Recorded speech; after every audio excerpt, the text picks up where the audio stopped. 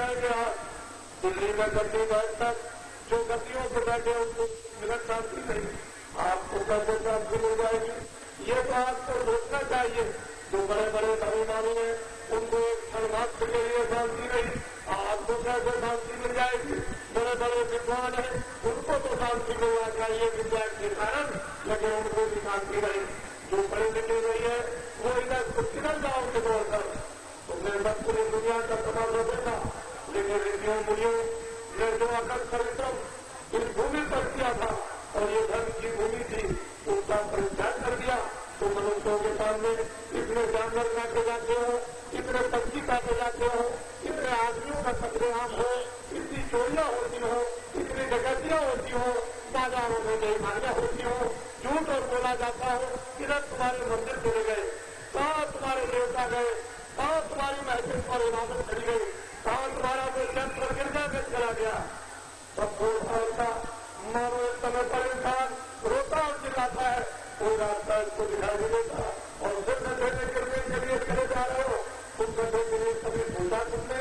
एक अंत में ये धर्म पुस्तकों को थोड़ा सा एक चौपाई, एक स्टोव भी, एक कलम भी कुरान का अगर तुम सोचते और समझते उसका आप इस्तेमाल करते, प्रयोग करते और आज तुम्हारा बुद्धि में सिखा जाता और तुम रास्ता दिखाते थे, रास्ते का तुमको सहारा मिलता था। लेकिन कोई नहीं चारों तरफ से मदद नहीं। कोई कहता है कि हमको 1 लाख, हमको 1 करोड़ चाहिए, करोड़ वाला कहता है कि हमको कुछ कुश्ती नहीं 1 अरब चाहिए, अरब वाला कहता है तो नहीं हमको 1 खरब चाहिए, वो खरब वाला कहता है नहीं हमको युद्ध का सामान चाहिए। कोई सामान भी देखता दे लो, 1 खरब और करोड़ भी दे लो और 1 लाख भी दे लो, लेकिन जिसके पास हो वो क्या हो रहा? झूठ बोल रहे, धोखा दे रहे, बेईमानी कर रहे। अरे किसके लिए? किस देश के लिए? देश को सत्ता उतना है जो जंगल में काम करते हुए करेगी, उतना ही देश तुम्हारे पास है। तुम बहुत धनीवानी हो, लेकिन रात को कितना खाओगे? क्या इतना खाओगे? अरे जितना पेट है उतना ही खाओगे, उससे ज्यादा नहीं। लेकिन तुमने अपनी इच्छाओं को इतना गलत रूप तुम्हें दिया, तुम उस बात से उनकी भूख मिटने वाली नहीं। भारत जैसा ज्ञानी देश, भारत जैसा तपस्वी देश, भारत जैसा ज्ञानी देश, भारत जैसा दयावान देश, भारत जैसा उदार देश और कितना में सदाचारी देश, उसको आपने कितने वर्षाओं में परिवर्तित कर दिया। चारों तरफ से निकल जाओ, मंदिर में पूजा करो तो धोखा दे रहे, इबादत करो तो धोखा दिया जा रहा, झूठ बोला जा रहा, बेईमानी की जा रही। क्या इसीलिए पूजा करते हो, इबादत करते हो तो बेईमानी की जाए, धोखा दिया जाए? क्या इसीलिए करते हो कि सबका खत्म कर दिया जाए? अब ये बता सबसे सामने आ गई। मेरी बात को ध्यान दो, आप लोग सुनो, मैं तो सुनाने आपको आया हूँ, कहता नहीं है किसी सुनाऊंगा नहीं, लेकिन ये है कि जिससे लोग सरकारेंगे जो नहीं सुनेंगे, जो वक्त और समय नहीं देंगे, उनको पीछे बहुत पछताना पड़ेगा। उनको मालूम है कि गुजरात में कोई नई आवाज बढ़ रही, जब भगवान राम आए थे राजगद्दी को दी जा रही थी, लेकिन बीच में ही उनकी किस्मत में ठोकर लगी। प्रारंभ में एक आदमी आया और कहा महाराज राजगद्दी अब आपको नहीं मिलेगी, तो क्या होगा? 16 बरस का बर्बाद, उनको उपकरण उनके कपड़ों से जूता बदलकर जंगल में 16 बरस के लिए दे दिया। जाओ सीधे, तुम्हारा काम यह है कि तुम प्रतिज्ञा करो, तुम प्रतिज्ञा जो रीति सिद्धि करती और ज्ञान को प्राप्त करो, उसके बाद कुछ करना। वो चले गए, उन्होंने प्रतिज्ञा की, रीति सिद्धि करती और ज्ञान जंगल में ज्ञान किया। ये राज की प्रतिज्ञा थी, ये राज का ज्ञान था जो जंगल में चले गए और जंगल में पत्थरों पर रहे और उन्होंने अखंड शारीरिक और आत्मिक प्रतिज्ञा की, उसे वृद्धि और सिद्धि और शक्ति और ज्ञान को प्राप्त किया। उसके बाद परमात्मा का आदेश और हुक्म हुआ कि देश और किसान उसको सुनाओ और इसको तो मेरा संदेशा। उनको संदेशा दिया, उन्होंने किसानों को बुलाया, किसान आकर के इकट्ठे हो गए गांव के वासी। उन्होंने कहा कि कल खरीदा जाएगा और वह रहेगा और मुझे धर्म की स्थापना यानी करने को उनको यह आदेश हुआ है, मुझे बंदरों की रक्षा करनी और राष्ट्र को विनाश करना है। तो गाँव के लोगों तुम मदद करो, सहायता करो। गाँव वालों ने कहा मेरे साथ जान छोड़कर कुछ नहीं है। उन्होंने कहा और मुझे कुछ नहीं चाहिए, उन्होंने ध्यान चाहिए। ज्ञान का संकल्प लेकर भगवान राम ने उनको एक मैदान में बैठा कर उनने ऋषि कीर्ति और शक्ति और ज्ञान को भर दिया। उन्होंने कहा तुम्हारा भी ज्ञान बन जाएगा, तुम लोग शस्त्रों धर्म की स्थापना में और शस्त्रों की रक्षा में वो चल गए। कितने राक्षसों का विनाश किया, रामायण को मार दिया, इतिहास बन गया। सब लोग संपन्न सुखी थे, सब लोग संपन्न आनंदित हुए, सब लोगों को शांति मिली। बहुत पापों से लोग गए, परिवार के पापों से लोग चले गए, राज के पाप से छुटकारा हो गया। सब लोग समृद्ध हो गए, सबको भोजन, सबको कपड़े, सबको आदर, सब में सभ्यता और सब में चरित्र और सब में भौतिक बुद्धि का ज्ञान। ये सब लोगों ने आया बड़े जोरों से संचित रहोगे, इसको मुझे को उपदेशों को जगह जगह पृथ्वी पर होते रहे सुनते और उस तरह की उपासना और पूजा करके आपकी कल्याण मुक्ति और बुद्ध यानी प्राप्त करते रहे।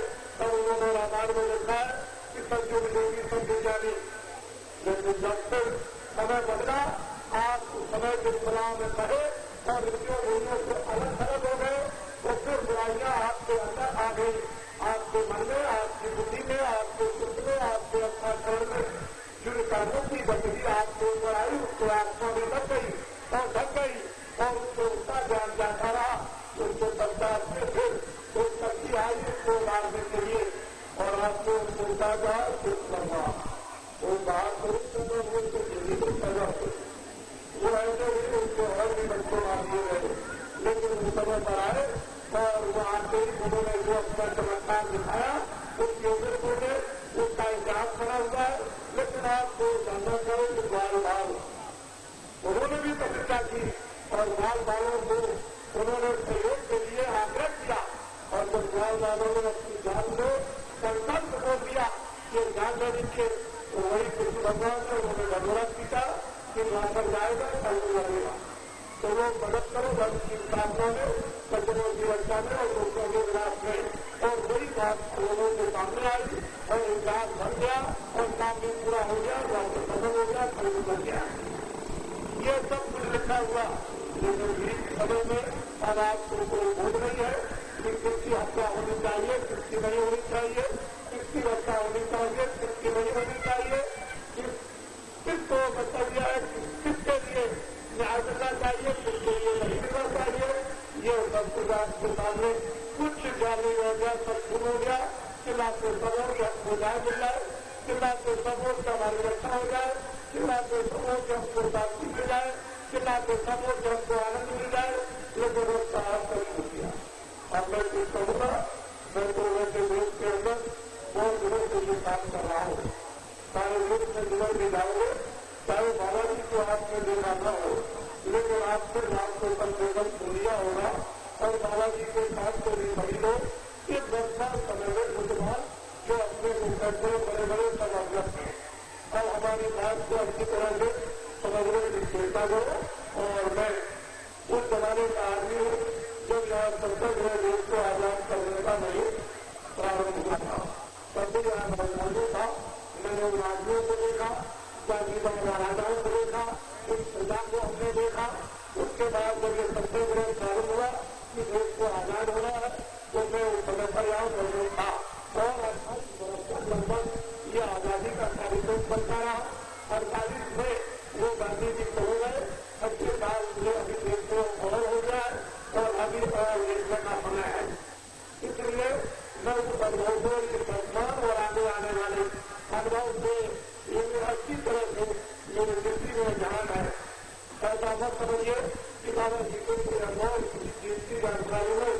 इसलिए मैं आपको ये बातें कि राजकारण में आपका मन, आपकी बुद्धि, आपकी इच्छाएं सबकी सब गई और राजकारण से आपको शांति नहीं मिल सकती है।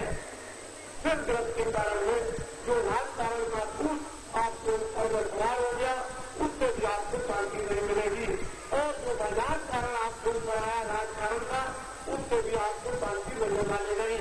आप यहाँ भी बोलोगे, बाजार में भी बोलोगे, राज्य में भी बोलोगे, लेकिन शांति मिलने वाली नहीं। ये कहीं न कहीं सबसे कदम उठाते और सब भूल जाएंगे।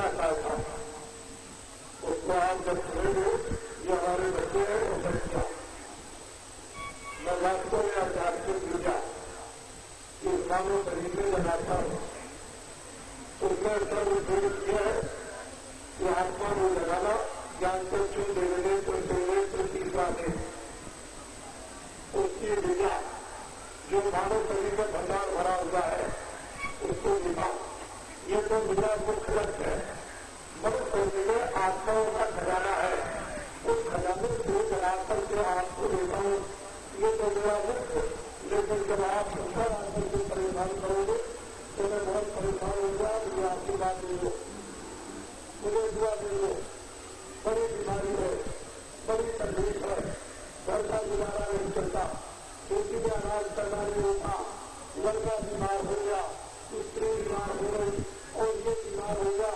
जब आप ये आशीर्वाद को दुआ मांगते हो तो मैं भी बहुत परेशान हो जाता हूँ कि तुमको तो अपने आत्म कल्याण के लिए प्रार्थना करना चाहिए था तो सीधे कल्याण से मेरा आत्म कल्याण होगा मुझे मुक्ति और हो लेकिन मैं ये कहना चाहता हूँ कि आप ऐसा न समझे कि बाबा जी को उल्टा पूरी उपयोग करने आए हिंदू मुसलमान सिख ईसाई खेती का दुकान का दफ्तर का काम पहले करो ये महात्माओं ने जो व्यवस्था बनाकर के आपको व्यवस्था कर दी है उसका पहले पालन करो उसको आप पूरा निभाओ ये दायित्व है जिम्मेदारी है कर्तव्य है खेती की दुकान की दफ्तर किया शाम को दूसरी भी लेकर के आए अपने बच्चों की सेवा की जिससे आपके दफ्तर में कोई तरफ न लग जाए इस दायित्व जिम्मेदारी को पहले उठाओ सकूंगा जब ये समझ लो कि मैंने ईमानदारी मेहनत के साथ दुकान बनकर बेची की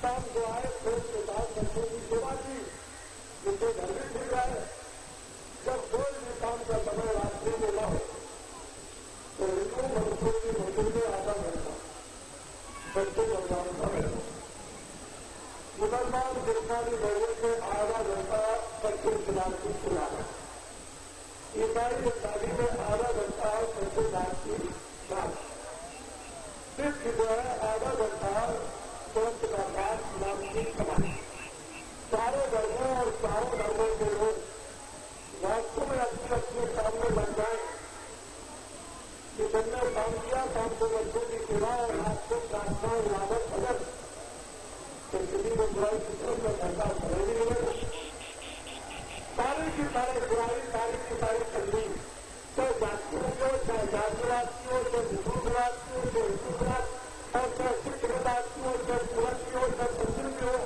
जब हम सब लोग अपने अपने विषयों और महात्माओं के मुताबिक अनुसार पूजा पाठ इबादत में लग जाएंगे तो हमारा दिन निर्भर पवित्र साथ और साथ रहेगा बुद्धि में विवेक रहेगा लोगों को संस्कार होगा एक दूसरे के काम आएंगे दूसरों की इज्जत और सेवा सम्मान करेंगे लेकिन आज से ये बच्चे मिल जाए महात्मा छूट गए पूजा छूट गई इबादत छूट गई ये सब आपको छोड़ दिया और ईमानदारी और मेहनत एक ही दुकान और दफ्तर में छोड़ दी तो बताइए संकट नहीं आएगा क्या अभी आपने संकट में देखा अभी जो आप रोटी खाते हो ठीक है अभी भगवान की दया आपको मालूम नहीं हो रही मैं तो ये कहता हूँ कि वो दिन निकल जाए एक दिन चला जाए परमात्मा की बहुत बड़ी दया और आप उसको दया नहीं करोगे तो आपको अभी संकट नहीं देखा अभी महंगाई नहीं देगी अभी आपने अकाल नहीं देखा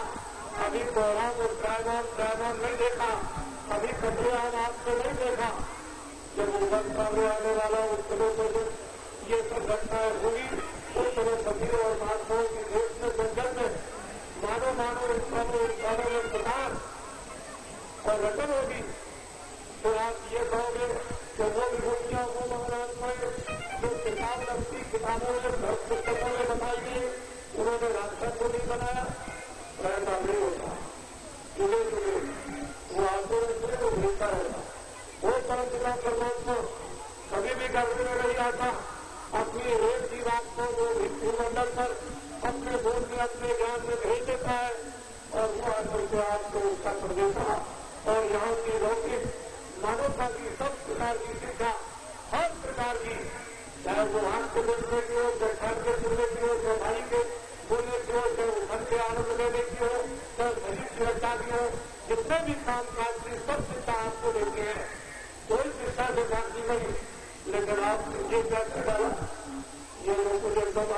ऊपर में भूत सवार हो गया। ये हमारा देश था जब ये कहा गया था कि दूध की नदियां बहेंगी।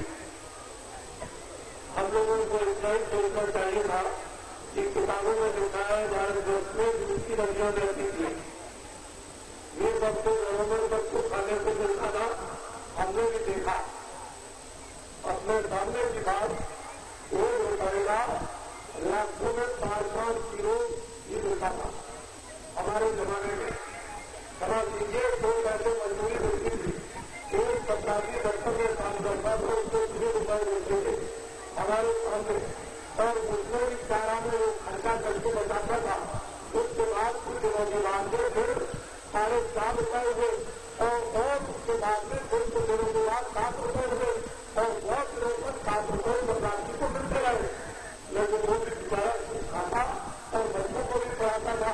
लेकिन अफसोस की बात यह है कि उस समय पर मेरे सामने 1 रुपए का 7 केजी गेहूं, 7 केजी चावल और 7 केजी चना मिलता था मेरे सामने।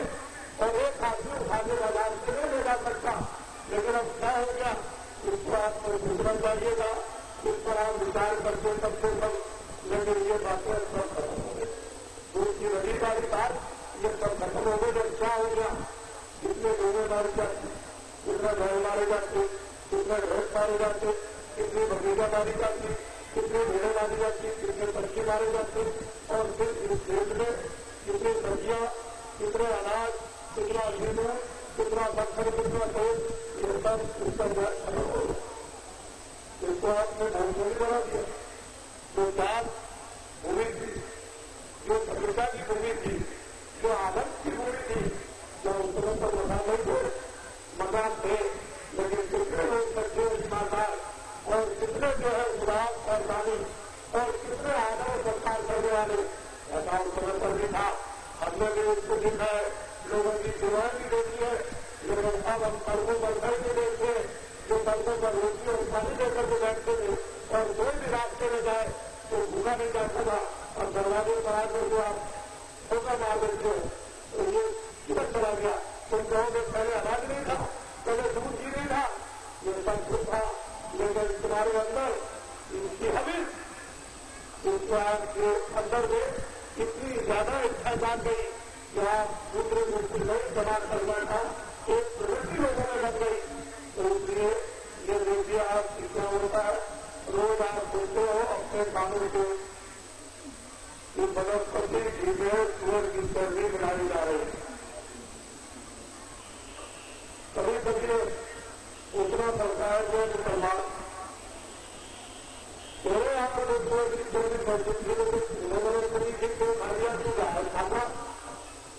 अगर ये समझता कि गाय गायक है तो उसको तो खाता रहता है, लेकिन सूअर की चर्बी क्यों खाई? क्या कोई इबादत कबूल होगी बुरा गया? मोहम्मद साहब क्या मेरी तरफ से कोई बनाई देंगे? अरे भाई तुमको करो गाय की चर्बी नहीं खानी चाहिए कि तुम सूअर की चर्बी खाते रहते हो, लेकिन तुमने गाय की चर्बी कैसे खा ली? तुम बैठ करके रात को मंदिर में पूजा करते रहो, प्रार्थना करते रहो, लेकिन एक नहीं की बात कभी आपको विचार में कभी विरोधी कुछ नहीं है, सब खत्म हो गया। तुम एक देवर चिल्लाते हो और तुम्ही राजा बनाते हो और तुम्ही रहते हो चिल्लाते हो, तुम्ही ये काम करते हो। तो जो भी बात की जब राजा राज करते हो तो जो भी बात करते थे राजा वो प्रजा के ऊपर नहीं सकता था। जो प्रजा पाप करती थी वो प्रजा को पाप करता था, राजा का किया हुआ पाप प्रजा को नहीं करता था। लेकिन जब तुमको यह अधिकार दिया और आपको समाप्त कर दिया, पूजा कर पाया और आपको अधिकार मिल गया कि आप मुझको चाहो राजा बना दो, तो आपने सोच के समझ के क्यों नहीं राजा बनाया कि कौन अच्छा काम करेगा, कौन बुरा काम करेगा? आपने आग बंद करके शोर बजा राजा बना दिया और राजा ने बड़े बड़े पाप किए और कराए। जो उसका पाप किया वो तुम पर बना और जो आपने पाप किया वो तुम पर बना। तो दोनों पापों के भेद आपको कैसे बात की मिलेगी? हम इन चारों तरफ प्रदेश में जिन्होंने वास्तविक जाए वो कुछ और है, काम जाए कुछ और है, मानवता जाए कुछ और है, लेकिन मनुष्य की दूसरी दिशाएं ये बिल्कुल विपरीत हो गई और ये सब के सब हुआ है। नौजवान आदमी बच्चे तो महाराज के आशीर्वाद दे दीजिए। तो वही क्या कहते हैं, लगे देवी है, ज्ञान है, शक्ति है, काम नहीं मिलता, नौकरी नहीं मिलती, दुकान रूप बात दे, ये कर्मचारी आते हैं रोके महाराज आशीर्वाद दे दीजिए, ध्यान कर दीजिए, दुआ दे दीजिए, सब संतोषा हो जाए, स्त्री बीमार और फिर इतना वेतन नहीं मिलता है कि महिला पूरा हो जाए।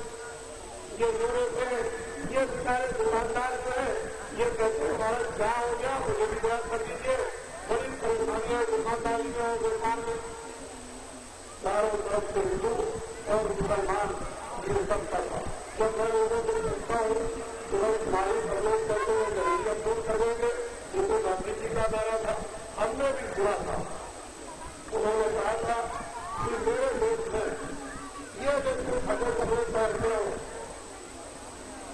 मेरे देश में जब मेरा राज आ जाएगा तो कोई यात्री प्राप्त नहीं किएगा, तुम्हारे सब बाल बच्चों को खाना और कपड़ा मिलने लगेगा। एक ही बात पूछी कि कोई शराब नहीं पिएगा। अगर गांधी के अगुवाई बनते, वास्तव में गांधी के आज्ञाकारी बनते, गांधी के भागवत बन जाते, गांधी के सिद्धांतों को मानते, तो देश में एक ही काम कर देंगे, किसी को शराब नहीं पीने देगी। उन्होंने कभी सोचा नहीं कि एक शराब के पीने से इतनी बुराइयां कि जो शराब पीता उसका धन और धर्म दोनों चला गया, जो शराब पीता घर में वर्षों में स्त्री में लड़ाई झगड़ा करता है, पड़ोस पड़ोस में झगड़ा करता है, जो शराब पीता झूठ बोलता, धोखा देता, बेईमानी करता, चोरी करता और खत्म करता है, ये शराब ने सारे देश को खराब हो सके और हमारे देश की ईमानदारी को खत्म कर दिया।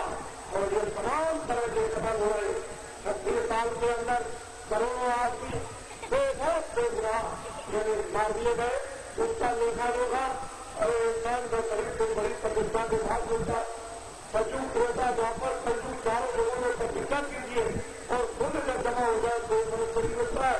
और जरा थोड़े साथ देखो आज इनका क्या होगा, उसमें बड़े बड़े घर कितना प्रकार से कितने नाम के खर्च बनाए, बड़े बड़े संस्थाएं जो यहाँ पर सारे देश में अखंड हुकूमत और राज करते थे, वो लड़कों में पैसे पीछे जा रहे, वहाँ चोरी बोलने वाला ने लाभ कभी उनके रोने की आवाज आती है। जब वो लोग कितने बड़े बड़े राजा बन गए, उन नरकों में चढ़ाए जा रहे, उन नरकों में काटे जा रहे, उन नरकों में चढ़ाए जा रहे और कोई बीमारी वहाँ नहीं जा रहा धन दौलत, तो आपको कैसा सुनेगा, आपके पास क्या है जो आपको सुनेगा, सुनेगी बात सुनो।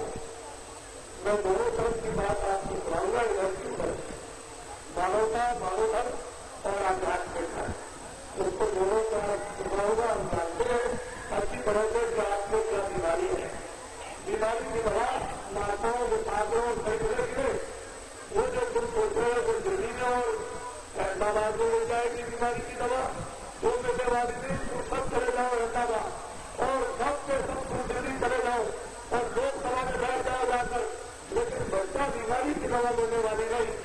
जिस लोकसभा में वहां तुम रोज रेडियो अखबार पर सुन रहे हो तो वहां छुट्टियां चलती है, चक्कर चलती है, हंगामा होता है, गाड़ी करो दूसरा, तुमसे भी ज्यादा वहां हो रहा।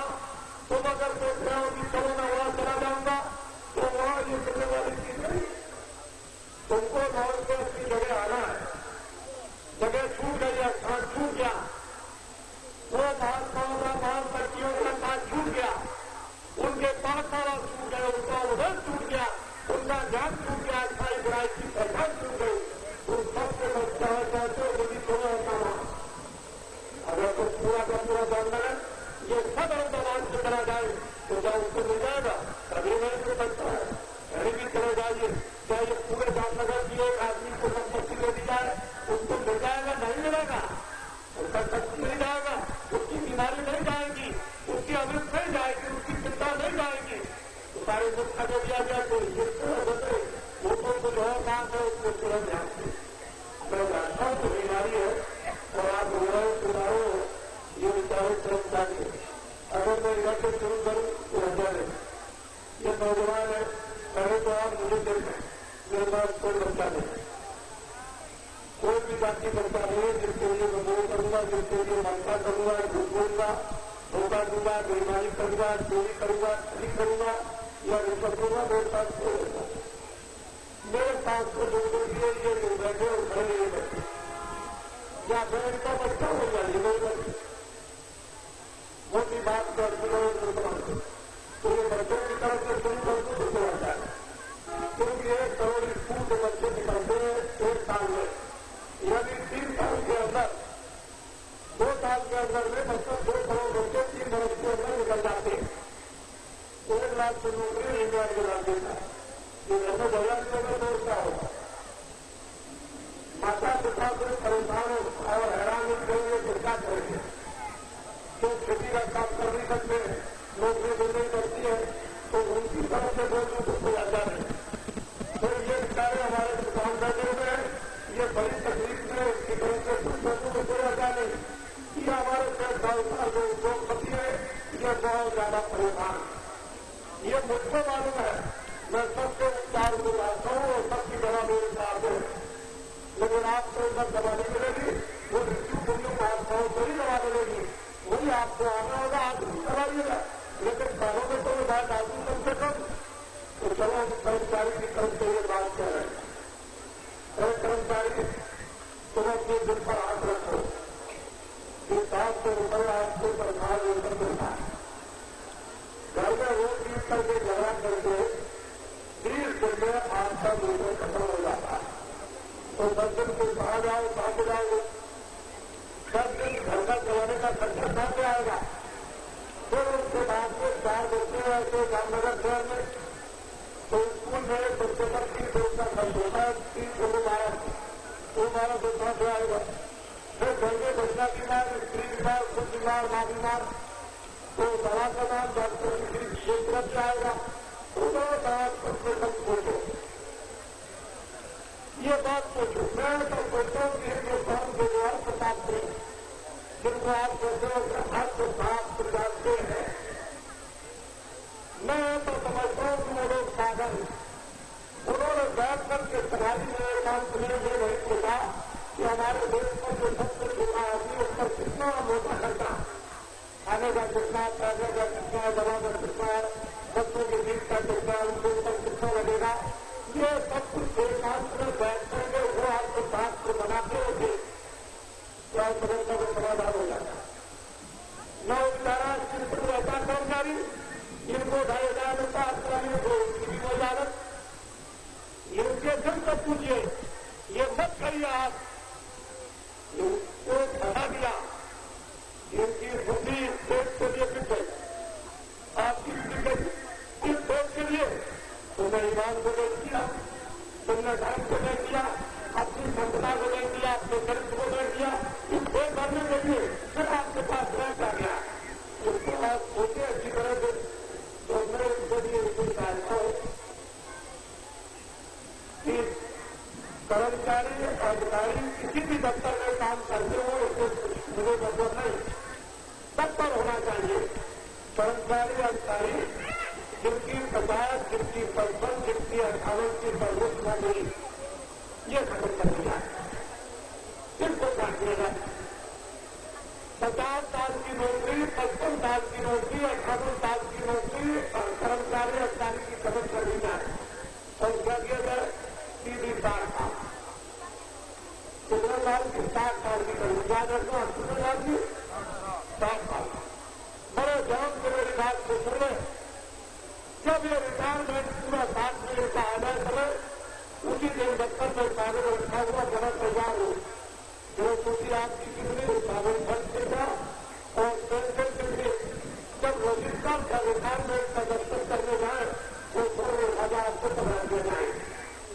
10 साल की जरूरत नहीं, 5 साल की जरूरत नहीं, कभी ग्रेजुएटी नहीं मिलेगी, कागज खर्च नहीं मिलेगा, पेंशन नहीं मिलेगी, इसकी कोई जरूरत नहीं। ये पेंशन ये कार्य का उसी दिन लिफाफा इसको मिल जाए और लिफाफा अगर न दिया जाए तो बराबर इसकी नौकरी चालू है। जब इसकी तारीख को ये लिफाफा दे दें, पेंशन का, ग्रेजुएटी का, पेंशन का, उसी दिन वो इसको परिवर्तन करा देते हैं। मैं दिल से ये चाहता हूँ तो इस बात को पूरी की अच्छी तरह से ये सारे नौजवान जो ये भटक रहे हैं इधर उधर के सहारे इसको क्या दिया गया खिताब, तुम गुंडे हो, तुम बदमाश हो, तुम चरित्री हो, तुम ये हो, तुम शराबी हो, तुम चोर हो, तुम कत्ल करने वाले, तुम फैक्ट्री चलाने वाले, तुम दुकान चलाने वाले, तुम स्कूल खोलने वाले, तुम खुदा लूटने वाले, जो ये खिताब यहाँ पत्र दिया। और ये सारे देश में कहा जाता है कि नौजवान कुछ नहीं कर सकता, ये बताया गया, ये खिताब दे दिया। और जिसके पास डिग्री, जिसके पास ज्ञान, जिसके पास शक्ति, उसको रेडियो बोला, उसको अखबार बोले कि नौजवान कुछ नहीं कर सकते हैं। तो ये बैठ करके आपने कभी सोचा है कि जिनके पास डिग्री, जिनके पास ज्ञान, जिनके पास शक्ति, वो इतने बड़ी जनशक्ति, उसका दुरुपयोग भारत में हो रहा, डिग्री का, ज्ञान का, शक्ति का दुरुपयोग भारत में हो रहा, इसका विकास कैसे हो सकेगा? कम से कम ये गहराई से आप सोचिए कि आप किसी जनशक्ति, ज्ञान की और डिग्री की और शक्ति की हो, उस देश के नौजवानों की जनशक्ति बच जाए और राष्ट्र को चलता है। ये जो आपने कर्जा ले लिया है जो विदेशों से, वो तो इतना कर्जा बच्चे के ऊपर है कि इतने बार में इसको मैं विकास नहीं करता, ये प्रदेश जुड़ा हुआ है। अगर सारे संपूर्ण देशों के लोग अपना कर्जा मांगने लगे ब्याज से तो ये सब खत्म चला जाएगा। ये था जिसको मैं विकास नहीं मानता, मैं तो विकास को मानता हूँ तो हमारा देश प्रिय हो, तब तो ठीक है। लेकिन हमारा देश प्रिय विचारे से उसको समर्पित कर दिया। मैं कभी कभी इन नौजवानों को कहता हूँ, अभी तो बताऊंगा इसके लिए, ये अभी बताता हूँ, बताइए नहीं आप, ये महात्मा भी आपकी तरफ बनाएंगे। और नौजवानों और कोई नहीं बना सकता महात्मा जो उनके पास तो एक बच्चा है ही नहीं, उनके पास तो संपूर्ण जगत के जितने भी है वो सड़क बनाएंगे, वो सड़क पर खुद चलाएंगे और जिस बच्चा से ये विश्वास प्राप्त करा देंगे तो ये इसके पास डिग्री, इसके पास ज्ञान, इसके पास करती ये संस्कृत कर सकते, संस्कृत के सामने करके दिखा देंगे बिना महात्माओं के नहीं। तुम सब चले जाओ, जितने भी नौजवानों को जिंदगी करें कुछ नहीं होगा। तो अहमदाबाद चले जाओ, पैसे सामने फिर वो स्कूल समझ आई नहीं, यहाँ कुछ है, यहाँ कुछ है, यहाँ कुछ है, उससे साथ होने वाला कुछ है। मेरी बात सुनो, ध्यान से सुनो, जितना भी हिंदुस्तान के दल है, जितना भी हिंदुस्तान में दल है राजनीति, उन दलों के जितने भी एमएलए एमपी, राज्यपाल, राज्यसभा के सदस्य, इसका हमें कोई मतलब नहीं। जितने भी दल है उसका मतलब ये है, जितने भी दल है उन दलों के जितने भी एमएलए और एमपी और राज्यपाल और राज्यसभा के सदस्य, जिसकी उम्र 60 पूरी हो गई वो पूरा कर लो और जितना सरकार से लग जाए वो सबके साथ इसी का दोषी उतार हो जाए। कर्मचारी अधिकारी 7,000 रुपये से इनको मौका मिल जाए और उसके बाद में एमएलए उनकी बात को पूरा करके और जिनका 17,000 उतार हो जाए उसको मौका मिल जाए। बड़े बहुत से आप सुनिए, मेरी बात के बहुत ऊपर हुआ है, मेरा गुर्दे अंदर आने वालों में कुछ सभी खत्म हो गए ताकि आप पर कोई जवाबदारी हो जाए। मैं बात को बहुत सुनता हूँ, मेरा नंबर लगने वाला नहीं ड्राइव में, इसको आप ध्यान में रखिए। ये बेचारे हमारे दुकानदार उद्योगपति पता करना नाराज मत होना मेरी बात पर। एक आदमी आया, उसने निकाली एक वकील और रहा है तो ये 20,000 तुमको इतना देना है, रखने कर दो क्योंकि वो सत्ता डेट आया उसने देखो ये एक बात ये करने की रोटी रहा उसने बहुत के आंकड़ों को दे देना सत्ता डेट बताया उनका रेट तो तुम ये देखते हो कि नहीं समझ लेना अच्छी तरह से 80 लोग 50 लाख उधर से सत्ता कहा कि ये जो बहुत कारखाना बढ़िया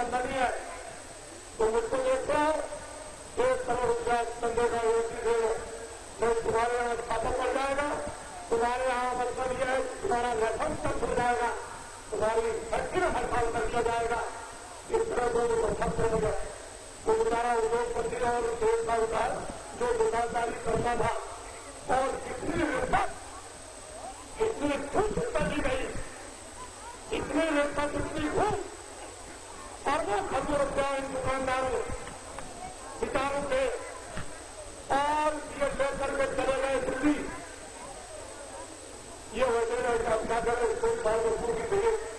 अब ये कोशिश है तो रसम चला जाएगा, खत्म कर जाएगा, कारखाना बंद हो जाएगा, हड़ताल हो जाएगी, बड़ा नुकसान हो जाएगा। फिर क्या होगा ये बेचारा क्या करेगा? ये आखिर अंतिम बच्चा भारत की आबादी कितनी है, किसी ने बताई? 100 करोड़ की भारत की आबादी की प्रयास ये 29 अगस्त और 1984 मैं जामनगर में बोला हूं। आज 100 करोड़ की आबादी हिन्दुस्तान की है। अगर किसी को भी हिन्दुस्तान के इन जनसंख्या का गणना करनी है तो आइडेंटिटी कार्ड को आप जारी कर दीजिए। 5 आदमी 100 करोड़ से ऊपर निकलेंगे, 5 पर नहीं निकलेंगे। मैं रेडियो और अखबार की बातों को नहीं मानता हूं, उसको तो आप ही लोग करते हो बड़े बड़े जिम्मेदार जो अखबार में दो रेडियो घुसा है, तो मैं उसको कैसे मानूं? मुझे जो कुछ भी दिखाई देता है 100 करोड़ की आबादी, उसमें 85 करोड़ किसान सीधे, बाकी कर्मचारी अधिकारी और व्यापारी 15 करोड़। अब जब आपने घूट ले ली, रिश्वत ले लिया, अरबों खरबों रुपए इससे बढ़ाने के लिए, तो उसका गरीब का करोड़ का क्या दोष है? जब देखा लेकर के चले गए और देखा कि ये आवाज धीरे धीरे खोलने लगे, तो वहां दिल्ली में जाकर के, अहमदाबाद में जाकर के बहुत से लोगों ने बोला, देश के किसानों, हिन्दुस्तान का ये व्यापारी और उद्योगपति बड़ा चोर डकैत है और मिलावट करता है, ये लीजिए, ये लीजिए। अरे हमारे देश का व्यापारी और उद्योगपति कभी चोर नहीं है, ये तो सावधान था। हमने वो जमाना देखा इनका, लेकिन आप 3 रुपये भी चोर है और डकैत है और मिलावट करता है। ये नहीं सोचा कि मेरे खरबों रुपया उनका संगठन हो गया, अब ये क्या करें? तो बाजार की चीजें कम रहेगी, जितनी चीजें बाजार में बिकती है कम रहेगी, और बहुत संख्या के लोग किसान जो बाजार में खरीदने आए तो खूब पैसे की कमाई महंगाई में चली गई। वो विचारों का जो माल क्षेत्र में पड़ा वो सस्ता रहा, उसमें चला गया। देश का किसान इस तरह से बेचारा भूखा और चिल्लाता है, और अधिकारी ये बेचारे ये व्यापारी और उद्योगपति इस तरह से चिल्ला रहे कि आप प्रयास कर दीजिए। एक हमारा भीड़ बंद हो गया, वो चले गए मुंबई में भीड़ बंद, कलकत्ते में भीड़ बंद, अहमदाबाद में भीड़ बंद, कानपुर में भीड़ बंद, इतनी छोटी मोटी ये फैक्ट्रियां जितनी बंद पड़ी हुई है, ये देखने जो आता है परेशानी का। अरे हमारे देश का उद्योगपति और दुकानदार ये ऐलान करो कानून बनाकर अखबारों में और आप रेडियो पर और उसका दफ्तरों में बेचो कि कोई भी चंदा नहीं देगा आपको और कोई भूख और रिश्वत नहीं जाएगी। मैं हिन्दुस्तान के दुकानदार व्यापारियों पर पूरा विश्वास करता हूं कि जितनी दुकानों पर चीजें महंगी है, अगर ये घोषणा हो जाए कि चंदा नहीं दिया जाएगा, रिश्वत नहीं जाएगी, तो ये सारे के सारे दुकानदार हिन्दुस्तान के दिल पर आधी कीमत को आधी कर रहे हैं। हमको पूरा विश्वास है। हम ये बात बता देते हैं, हिन्दुस्तान का कोई पैसे वाला मुझको नहीं खरीद सकता, मुझे नहीं कोई खरीद सकता, इसको आप ध्यान में रखिए। पहले मुझे देखिए, मेरे देश पूरा देखिए, मुझको कोई खरीदने वाला भारत में पैदा नहीं हुआ, तो जिससे मुझे खरीदने स्वयं में तो कोई न जाओ, लेकिन इससे कोई नहीं खरीद सकता। बड़े ध्यान से हम ये चाहते हैं इन दुकानदारों को जो सब्सिडी दे दिए, और हम चाहते हैं इस 14 अनेक पूंजी 2 नंबर की बाजार में घुस गई, 2 अनेक पूंजी जो है वो आपकी होने के मर्जी सरकार में काम करे। एक ऐसा कानून बनाकर किया जाए कि 1 लाख व्यापारी बनाएगा, 1 साल में 21,000 करोड़ जमा कर देगा। देगा और 1,40,000 उसके साथ आए, जिन्होंने में चाहे घर में चाहे उड़ाने में चाहे बनाने में चाहे उसको पूरा अपना वो बात है भारत सरकार बड़े ध्यान के साथ और जहां से बात बनता है वहां 1 लाख जो भी आपको टैक्स बनाना वही टैक्स बना लीजिए, लेकिन जब उस देश में उसका सामान निकले तो जहां से तस्वीर करा जाए रास्ते में कोई तस्वीर की कोई जरूरत नहीं, कोई किसी तरह की जरूरत नहीं और कोई टैक्स नहीं लगना चाहिए। बड़े ध्यान से मेरी बात को अच्छी तरह से सुनिए।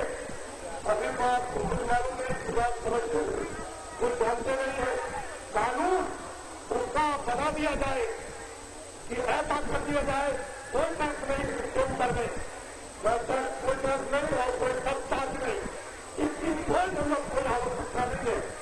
बड़े ध्यान के साथ मेरी बात को सुनिए। ये किसान है, खेती का कर्जा, हल्का बैलों का, भैंस का, नाली का, टूबेल का, ट्रैक्टर का, बीज का और खाद का हिन्दुस्तान के किसानों पर जितना भी कर्जा लगा हुआ है 36 साल का और उसका कर्जा सब का सब एक बार माफ कर दिया जाएगा। आप पूछोगे कि यह आएगा कहां से, कुछ आप ही के पास अगल है और किसी के पास कोई बुद्धि नहीं है। अभी आपने ये सोचा है कि 2 महीने में आसाम में 1 करोड़ रुपए की संपत्ति का नुकसान हो गया और कल भूकंप आ जाए, दिल्ली और अहमदाबाद डूब जाए, एक भी मकान बाहर न बचे, तो दिल्ली को बनाओगे बताओगे कि नहीं? जब बनाओगे बताओगे तो ये कहां से आएगा कोई बता सकता है? अगर दिल्ली अहमदाबाद को बनाने बताने के लिए कहीं से रुपया आ सकता है तो हिन्दुस्तान में किसानों का कर्जा इसको माफ कर दिया जाए एक बार, ये भी आ जाएगा। तब किसान जो लोग जो आ बैठ जाएगा। अभी किसान खड़ा नहीं होगा, ये भाषणबाजी का काम नहीं चलेगा। मैं आपको अभी तो बताऊंगा बड़े ध्यान से, ये हमारे नौजवान बच्चे हैं जिनको नौकरी नहीं मिलेगी, खिलाते रह जाएंगे, ये रोते रह जाएंगे, बच्चों को मिलना नहीं है। तुम्हारे पास डिग्री रखती रहेगी, तुम्हारे पास ज्ञान रखता रहेगा, तुम्हारे पास शक्ति रखती रहेगी, ऐसे नहीं मिलेगा।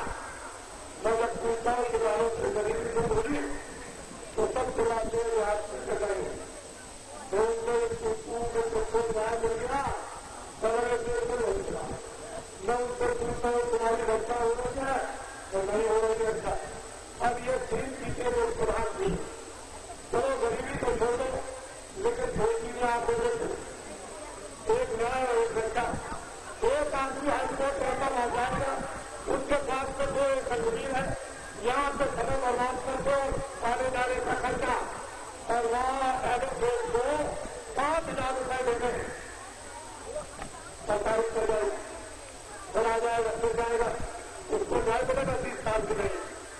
बड़े बड़े लायर जो कानून में डूबे हैं सुप्रीम कोर्ट में, बड़े बड़े एडवोकेट जो कानून में डूबे हैं अहमदाबाद हाई कोर्ट में, उनसे पूछा कानून दिल्ली में एक कानून बड़े लोग बनाने आया, कहा नहीं ठीक नहीं, उसमें संशोधित कर दिया, ये दूसरा ठीक है, जब तक वही तरह जब तक नहीं हो ठीक नहीं, तो एक दो वर्षों का खेल है। न्यायाधीश पूछते हैं भाई वकील एडवोकेट, ये जो आ गया इससे सही है कि उसको में आ रहा वो सही, कि लोकसभा में जो अभी बोला जा रहा वो सही, कल ऐसा वकील नहीं आते। जब बड़े बड़े एडवोकेट नहीं कानून को समझ रहे, उनको पता नहीं जो कानून में जुड़े, ये भारत की 85 करोड़ जनता जो खंडित कर दिया भारत का संविधान, जो बिल्कुल संशोधित कर दिया है और जनता को बिल्कुल नहीं बताया गया, ये बेचारी क्या अपना न्याय करा करेंगे, क्या ये रक्षा आपकी इस तरह करिए और इसकी रक्षा करेगा कानून एक तरह का। मैं आपको विश्वास दिलाता हूँ, मेरी बात को सुबह गोपाराजी करो, सुबह सुबह करो, आप इनको देखिए करो, ये बताइए कौन बदला है, जो तो बोलो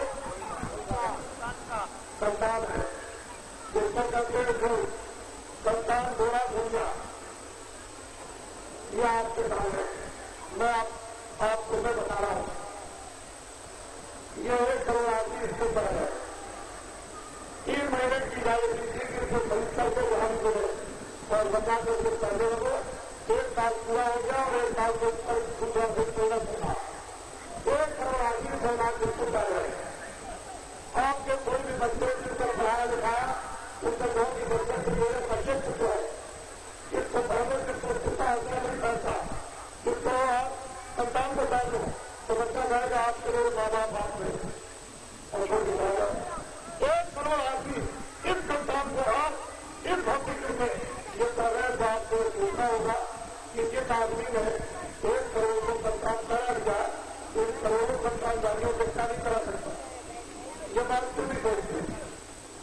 जरूरत तो इसकी पड़ेगी, उसकी जरूरत नहीं पड़ेगी, आपकी जरूरत पड़ेगी और जरूरत पड़ेगी टोपी बच जाएगी, कुर्ता पड़ जाएगा, नीचे लुंगी और पैजामा बच जाएगा, लोगों की रह जाएगी और जरूरत अगर समझूंगा तो ये भी संतान की लोगों की तरह के भाग की रखा दूंगा। पहले सोच लीजिए इसको, 1 करोड़ आदमी हिंदुस्तान में कर रहे इन संतान भाइयों का वैचारिक कुंभ अभी सितंबर के महीने में 15-16 को नौकरी से लगने लगा। इनका आज जामनगर से 1 नौकरी करो उनकी तरफ से 2 4 आदमी भेजो तो काफी गलत देख सकते हैं। ये संतान राज्यों का वैचारिक कुंभ ये आपके नासिक में सितंबर के महीने में 15-16 को लगने लगा और 1 दिन छोड़ करके 19, 20, 21 दिसंबर ये वहां सूरत में हाईवे प्रोग्राम चौराहे पर आपसे लगने जा रहा और जब आकर को देख लीजिए कम से कम अपनी आंखों के साथ बड़े गांव से ये मैं गांव में उनको भेजूंगा। पहले समझ लीजिए एक सरकार की है, उसकी दरबार में इजाजत के लिए 1.5 करोड़ को और इजाजत दे दी जाए कि ये सरकार करा दे। 1 करोड़ को कर दिया, 1 करोड़ की और इजाजत करा के मांग रहा हूं। आगे आते ही 1 करोड़ और करा दूंगा तो 2 करोड़ हो जाएंगे। हिंदुस्तान में रेडियो अखबारों की कोई जरूरत नहीं, सामने सामने बात हो जाएगी।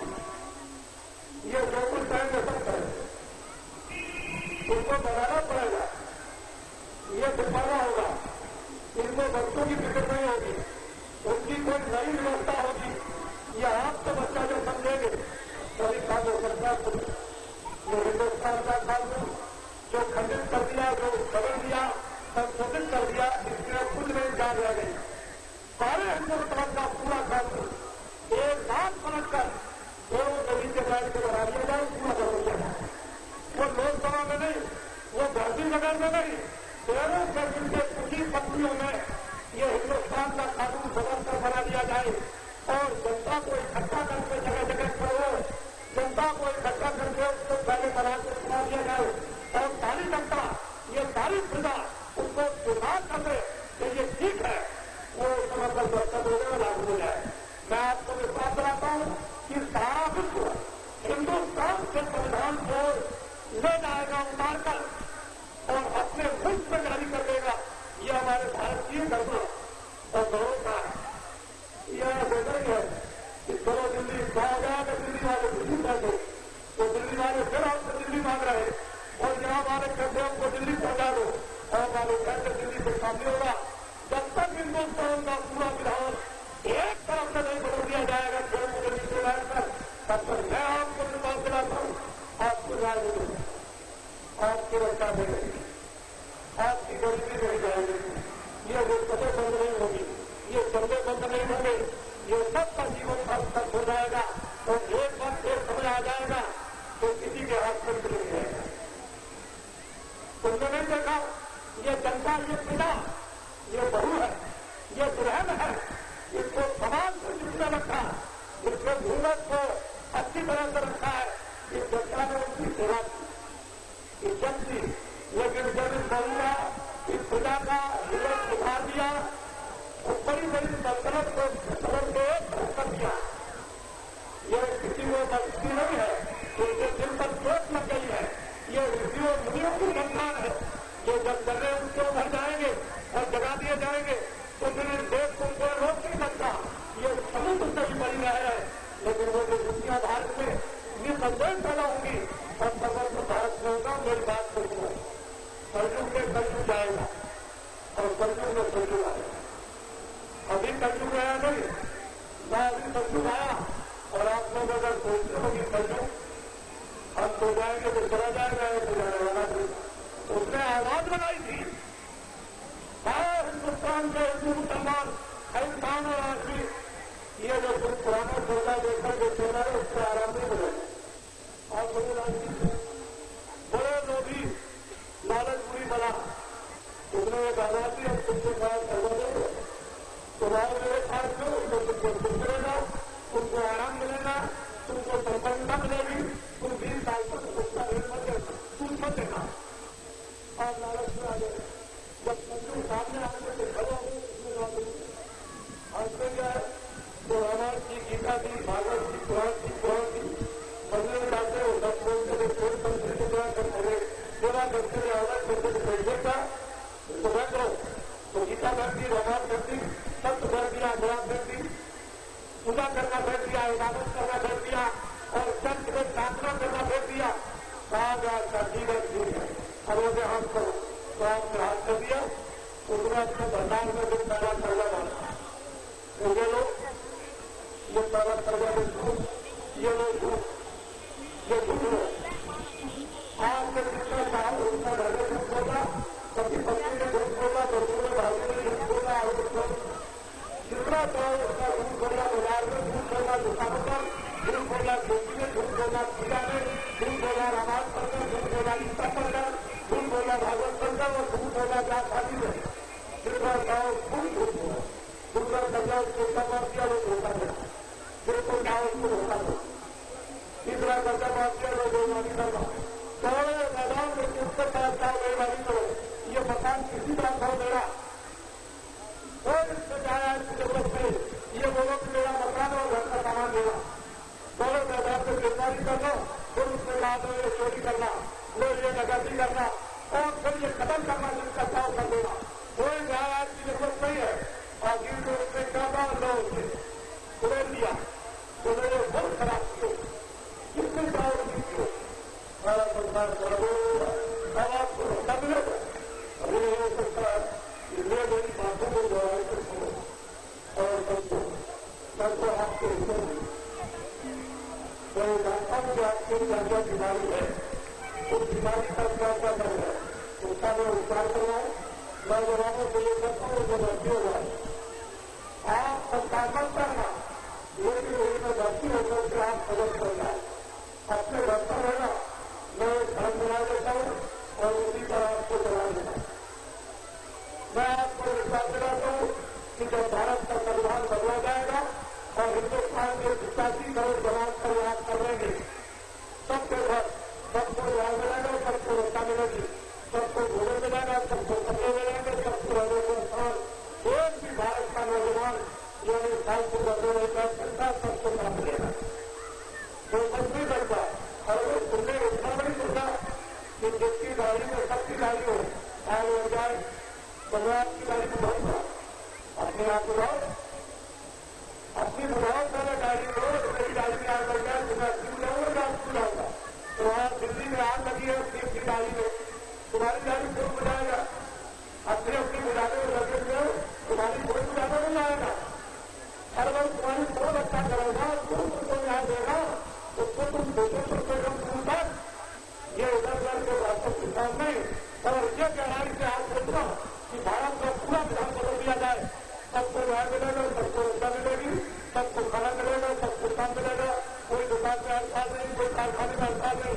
और ये जो राष्ट्रीयकरण हुआ है, ये तकलीफ सरकार का, इनमें सम्मेलन है था, कोई भी राष्ट्रीयकरण किसी भी उद्योग का हो, वो सब में घाटा ही घाटा पूरा कौन करेगा, ये 85 करोड़ कितना लोग करके क्या इसकी जरूरत है, जब हिन्दुस्तान में घाटा ही घाटा है, बड़े बड़े मतलब ये राष्ट्रीयकरण उद्योगों में तो इनको जरूरत करने वाले हैं।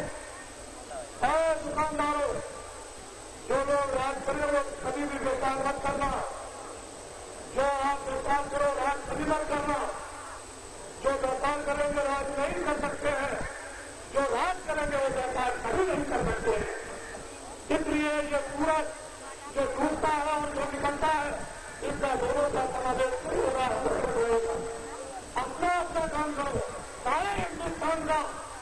भी राष्ट्रीयकरण उन लोगों का किया है, तब इनको देखो, चाहे सरकार को चाहे कारखाने हो, चाहे बुरे खजाने हो, सब इनको दे दो। राज करने वाले राज करो, उसका कदम करो, तो देश में सब कुछ ठीक हो जाएगा। लेकिन जो राज करते हो वो राज करते हैं, कभी भी देश फलेगा फूलेगा नहीं। कर्जा सारी लेंगे उसको अलग करा, यहाँ का कर्जा बिल्कुल अलग है, बाहर का कर्जा वो अलग है। दोनों जगह के कर्जे बने हुए और जिसका बिना बात हुआ एक काम हो गई। सीधी बात मैंने कुछ नहीं कहा, मैंने तो सिर्फ ये इशारा किया। मैं आपको समय को बता भी नहीं सकता, मैं कोई इशारा कर सकता हूँ और कांग्रेस की बात कर करूंगा कि भविष्य में जब कभी मतदान का समय आए चुनाव का, तो जिसकी उम्र 60 वर्ष की पूरी हो गई और जो इज्जत और उसके ऊपर जिसमें भी चले गए, उनको सबसे जो लोग अच्छी बात एक व्यक्ति 10-10 करोड़ रुपया खर्च करेगा और खास व्यक्ति जो है 20-20 करोड़ रुपया खर्च करेंगे, एक एमएलए 1-1 करोड़ रुपया खर्च करेगा। बताइए देश का क्या होगा? हम सबको जान रहे हैं, आप भी समझते हो, लेकिन आपको कहना नहीं आता, आपके पास कोई रास्ता नहीं है। जब बीमारी में आदमी फंस जाता है तो भला जाता है, कौन अच्छा डॉक्टर कौन बुरा डॉक्टर, उसे कुछ नहीं हो तो पता है बीमारी दूर हो, कोई भी हो तो आप फंस रहे हो, आपको दर्द करना नहीं आता, लेकिन सब कुछ जान रहे हो जवाब नहीं हो रही है। इसलिए नागारी बच्चों और बच्चियों, अब की बात जब कभी भी मतदान का समय आए तो अपनी बुद्धि को वर्षन है।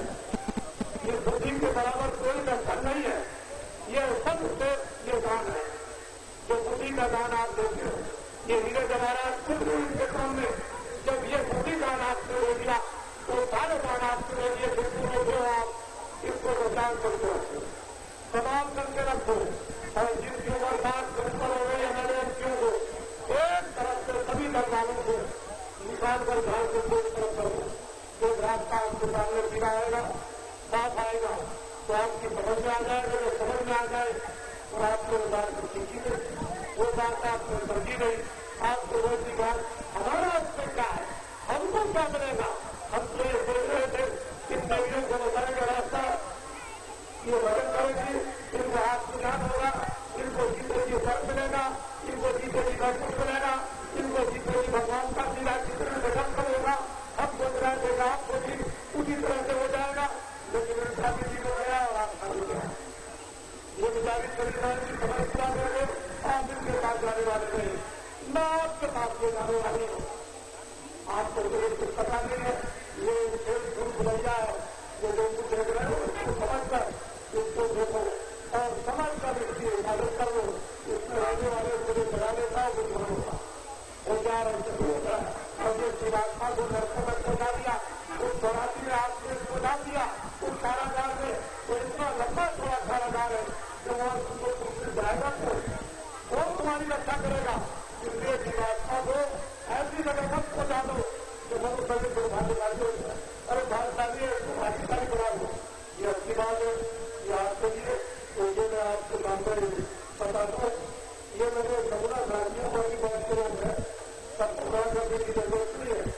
वह आप इसको कर रहे हैं, इसको ले लिया और आपके सामने सबको बातें आएगी। मैं अभी जब 42 ये पंचायत राज्यों पर सबको लगने जा रहा, वहां से जो समर्थन की एक आवाज भारत में जिस तरह से गांधी महात्मा ने एक आवाज लगाई थी, वो एक नई आवाज लगाएगी और जन समर्थन इस भारत के पूरे विधान को बदलने के लिए जनता विकास कर दिया जाएगा। आप घबराइए नहीं, सबसे पहले जन समर्थन प्राप्त होगा, पंक्तियां उनकी बन जाएंगी, लोगों को जगह जगह सुना दी जाएंगी, हिन्दुस्तान में जब उनको स्वीकार कर देंगे तब इनको स्वीकार करने पर संरक्षण को लागू होगा। कर देंगे 2-4 आदमी 2-4 को आदमी बना के अपनी इच्छा से और कानून अपने मतलब के लिए ये कानून 2-4 से आदमी का ही कुछ कम लोगों को फायदा, लेकिन आम जनता के मूल्य का कोई इसके लाभ नहीं है। वो तो सब लोग चले जाए यहाँ से, जितने भी अधिकारी और कर्मचारी अपने अपने एक साधन पर चले और काम में, तो आपका गाँव चलेगा नहीं, गाँव में सब व्यवस्था चलेगी। बात कोई सिपाही नहीं रहे, जब राजाओं के राज में गाँव में कोई सिपाही नहीं था, बड़े बड़े गाँव में कोई सिपाही नहीं था, तो जब राजपाल सामने करता था तो जनता सब अपने अपने नियंत्रण में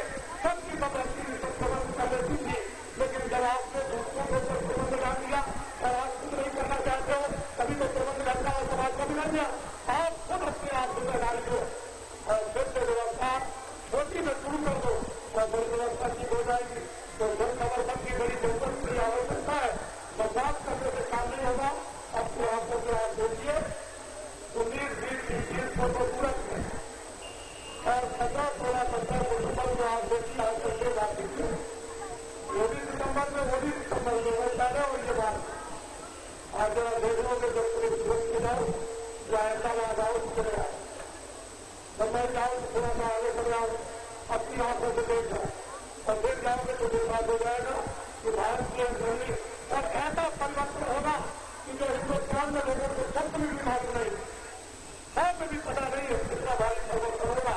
ये बात को आप अच्छी तरह से सोचिए। मैंने अभी किसी था और मैं तुझे जाएगा जो लोग आए रिक्शा लेकर आज लोग कोई भगवान का भजन करोगे, भगवान का भजन करोगे, बड़े ग्रंथ जो आपको मूर्ति से ये करते चले देता है, जब उसकी कृपा होगी उसकी क्या होगी तो आप नौ घर होने का भी ये चले देता है। ये जमीन को कर हाथ से दो और धीरे धीरे का जो उसकी द्वारा शिक्षा होगी बच्चों महात्मा होगा और जब उसकी द्वारा हो जाएगी महात्माओं पर पर आपको ये कर सकती ये धन ये दौलत ये रूहानियत का खजाना कोई जीवात्माओं की संपत्ति समृद्धि है।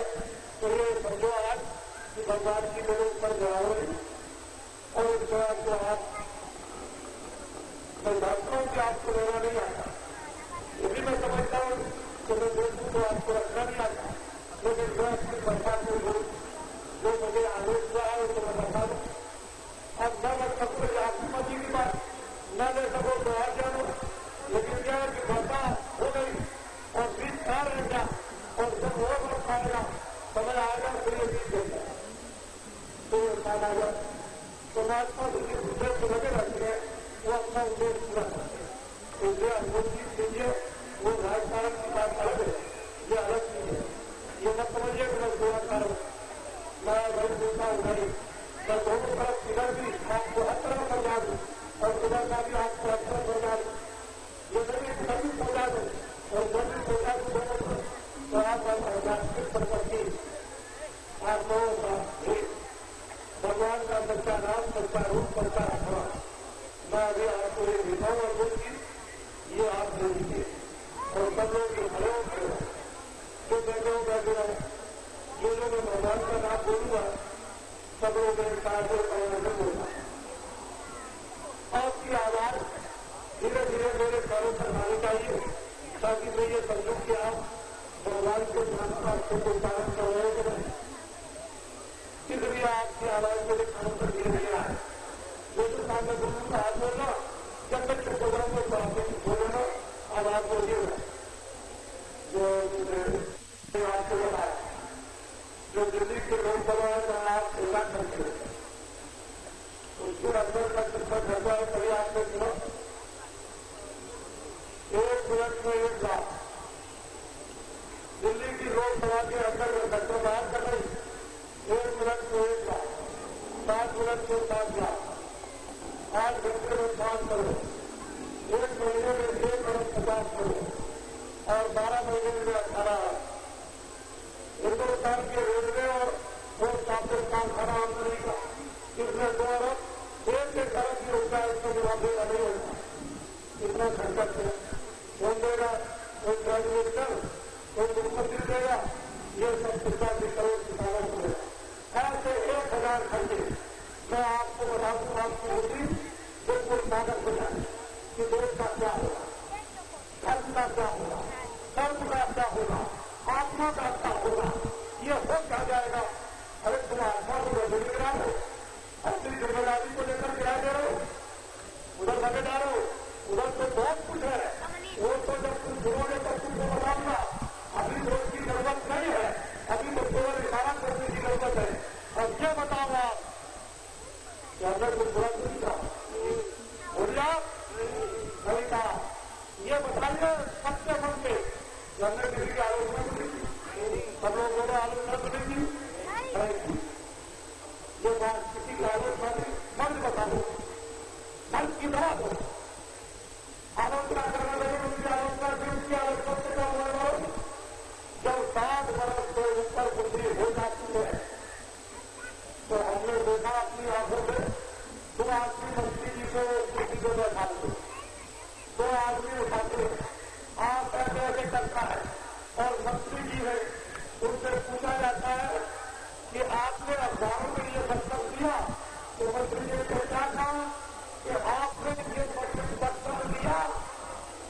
चलेगा मारना, चलेगा मार पीता है। तो रेडियो पर तो आ गया, चलेगा रेडियो में पीता है। और इसके देश में नौजवान ये बेटियां इतनी नौजवान हर देश में काम करने वाला थोड़ी नहीं है। जब जिनकी बुद्धि फूट जाए, कानों को सुनाई देना, हाथ पैर से उठा न जाए, उससे ऐसा करते हुए प्रदर्शन करना। लानत है आपकी जिंदगी पर, ऐसे विचारों पर कि तुम सब कुछ होते और आशा रखते हो उनसे घर में अपने माँ बाप उसे हो जाते हैं, तुम कोई काम नहीं कर सकते।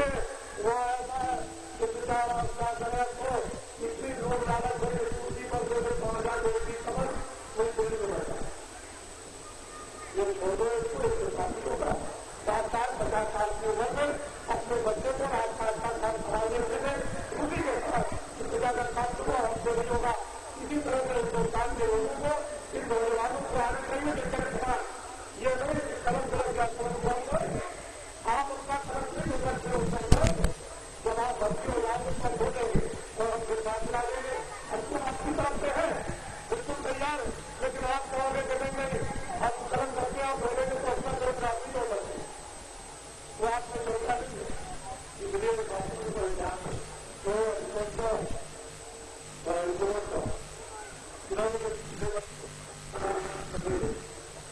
उनके जो किसी भूल हुई हो मुझे आप समझ रहे और कभी ऊपर मिलेगा तो जनपद के पुराण प्रदर्शन करेगा।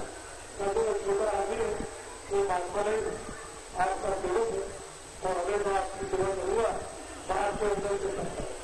हमको तो चाहिए कि आपका तैयार होगा। हमको अपने अच्छी विचार आपके साथ कोई रखिए वो सरकार को